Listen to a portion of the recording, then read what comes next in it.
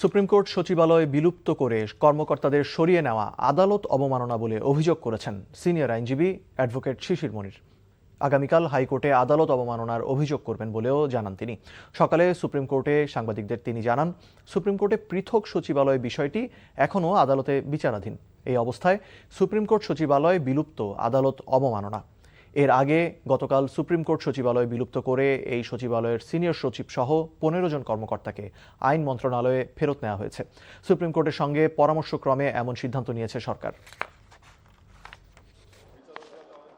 বিচার বিভাগের সঙ্গে এই ধরনের আচরণ করাটা শুধু দেশের জন্য ক্ষতি না, দেশের ভাবমূর্তি বিদেশেও ক্ষতিগ্রস্ত হচ্ছে। একটা বড় ধরনের সংস্কারের অংশ হিসেবে বিচার বিভাগকে আলাদা সচিবালয় প্রতিষ্ঠা করা হয়েছে এবং এই সচিবালয় প্রতিষ্ঠা করার ক্ষেত্রে বাংলাদেশ সম্পর্কে পৃথিবীর বিভিন্ন দেশে মানুষের ধ্যান ধারণার ভালো জন্ম নিয়েছিল, উচ্চ ধারণার জন্ম নিয়েছিল যে বাংলাদেশ সত্যিকার অর্থেই একটি স্বাধীন বিচার বিভাগ প্রতিষ্ঠায় কার্যকর ভূমিকা রেখেছে। কিন্তু যে কাজ এখন করছেন এটা অনেকটা পিছন দিকে ঠেলে দিচ্ছেন সবকিছুকে।